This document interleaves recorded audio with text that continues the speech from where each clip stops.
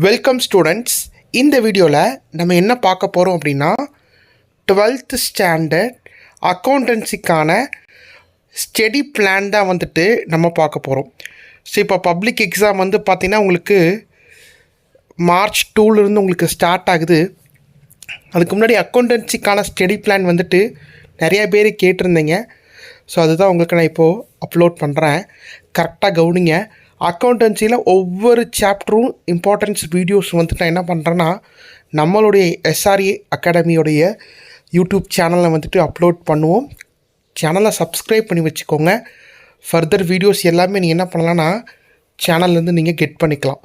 உங்களுக்கு தேவைப்படக்கூடியது நீங்கள் கேட்டு கமெண்ட் பண்ணுங்கள். அதுக்கான வீடியோவும் கண்டிப்பாக உங்களுக்கு அப்லோட் பண்ணுவோம். சரிங்களா? ஓகே. இப்போ அக்கௌண்டன்சியை பொறுத்தளவு பார்த்திங்கன்னா நமக்கு ஒரு 10 சாப்டர் நமக்கு இருக்குது. 10 சாப்டர்ஸ் நமக்கு கொடுத்துருக்காங்க. 10 யூனிட்ஸ் நமக்கு இருக்குது. சரிங்களா? ஸோ இந்த 10 யூனிட்டில் வந்து பார்த்திங்கன்னா நீங்கள் எப்படி ஸ்ப்ளிட் பண்ணிக்கோங்க அப்படின்னா, ஃபர்ஸ்ட் ஈஸியாக இருக்கிறத வந்து தனியாக ஸ்ப்ளிட் பண்ணிக்கோங்க. அப்புறம் கொஞ்சம் பெரிய சாப்டர்ஸை தனியாக நீங்கள் ஸ்ப்ளிட் பண்ணிக்கோங்க. சிம்பிளாக சொல்லப்போனால் இப்போ யூனிட் 10 வந்து பார்த்திங்கன்னா உங்களுக்கு கம்ப்யூட்டரைஸ்டு அக்கௌண்டிங் சிஸ்டம் டேலி, அது வந்து உங்களுக்கு தியரி தான். ஓகேங்களா? ஸோ இப்போ அந்த சாப்டர் வந்து நீங்கள் ஃபைனலாக வச்சுக்கோங்க. அதை வந்து நீங்கள் தியரியை ஸ்டடி பண்ணணும், கம்பல்சரி படிக்கணும். நிறைய மாணவர்கள் கேட்குறாங்க, சார் தியரி வந்து ஸ்கிப் பண்ணிடலாமா, தியரி வராதில்ல அப்படின்னு கேட்குறாங்க. கண்டிப்பாக கிடையாது. தியரி வந்து உங்களுக்கு 5 மதிப்பெண் நாட்களில் கூட கேட்கலாம். புரியுதுங்களா? கம்பல்சரி கொஷின்னா அந்த சாப்டர்லேருந்து டிஃப்ரெண்ட்டாக கொஷின்ஸ் கேட்குறதுக்கு சான்சஸ் இருக்குது. ஓகே. ஸோ அப்போ யூனிட் 10 அப்படிங்கிறது நமக்கு தியரி, அதை ஸ்டடி பண்ணணும். அதை ஃபைனலாக கூட நீங்கள் பார்த்துக்கோங்க. அடுத்து நமக்கு ஒரு 9 சாப்டர் இருக்குது.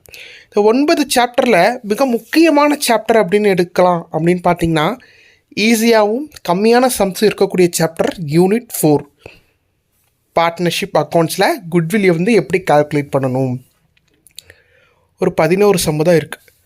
இல்லஸ்ட்ரேஷனில் ஒரு 11, எக்ஸைஸில் ஒரு 11. அதை மட்டும் பார்த்துட்டிங்கனாலே ஈஸியாக இருக்கும். அப்போ அந்த ஒரு சாப்டர் நீங்கள் எடுத்துக்கலாம்.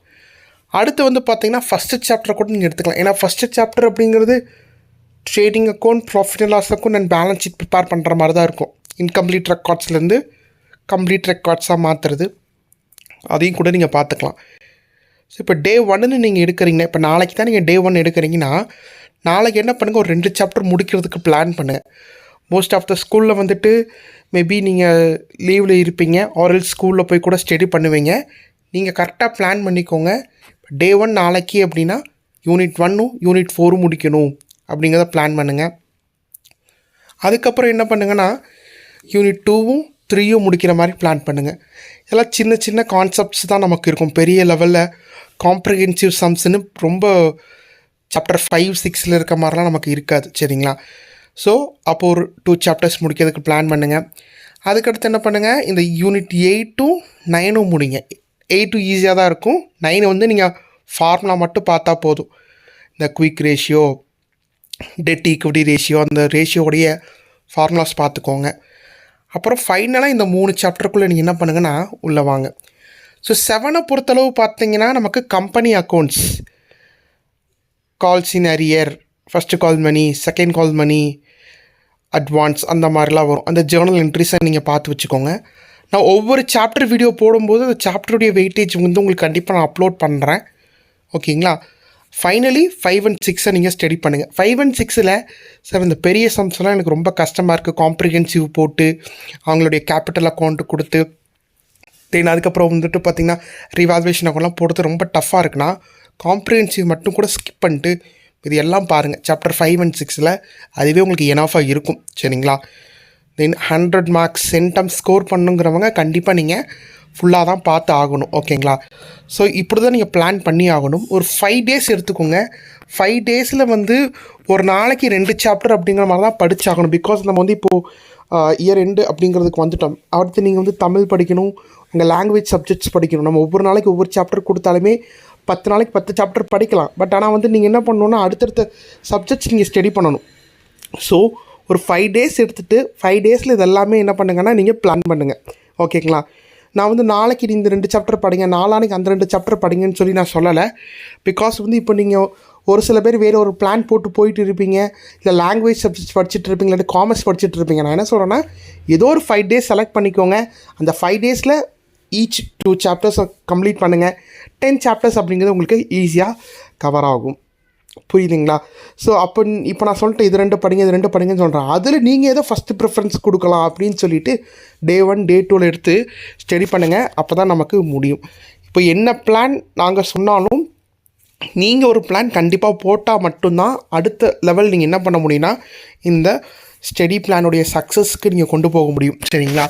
ஸோ ஒவ்வொரு சாப்டர்லேயும் வந்துட்டு பார்த்திங்கன்னா கரெக்டான ஃபார்மேட்டை ஸ்டடி பண்ணிக்கோங்க.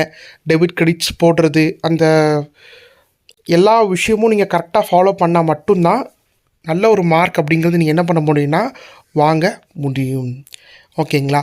ஸோ நீங்கள் ஒவ்வொரு டேவில் அந்த 2 chapters நீங்கள் வந்து ப்ரிப்பேர் பண்ணும் பொழுது ப்ரிப்பேர் பண்ணிவிட்டு ஈவினிங் டைம் என்ன பண்ணுறீங்க அப்படின்னா, நீங்கள் இது வரையும் first midterm, second midterm, maybe ஸ்கூலில் வந்து மந்த்லி டெஸ்ட், இந்த மாதிரி நிறைய டெஸ்ட் வச்சுருப்பாங்க.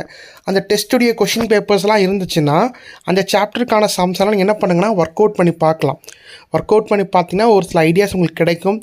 ஒர்க் அவுட் பண்ண டவுட்ஸ் நிறையா வரும். அதை வச்சு நீங்கள் என்ன பண்ணிக்கலாம்னா, ஏதாவது டவுட்ஸ் இருந்தாலும் நீங்கள் உங்களுடைய அக்கௌண்டன்சி டீச்சர்ஸ்டையோ இல்லை ஆர்எல்ஸ் நீங்கள் எனக்கு கூட கமெண்ட் பண்ணுங்கள். இந்த சாப்டரில் இந்த சம் எனக்கு டவுட் இருக்குது சார், சொல்லிக் கொடுங்கன்னு சொன்னீங்கன்னா டெஃபினட்டாக அதுக்கான வீடியோஸும் நான் என்ன பண்ணுறேன்னா உங்களுக்கு அப்லோட் பண்ணுறேன். சரிங்களா? ஸோ 5 daysல 10 chapters முடிக்கிறதுக்கு பிளான் பண்ணுங்கள்.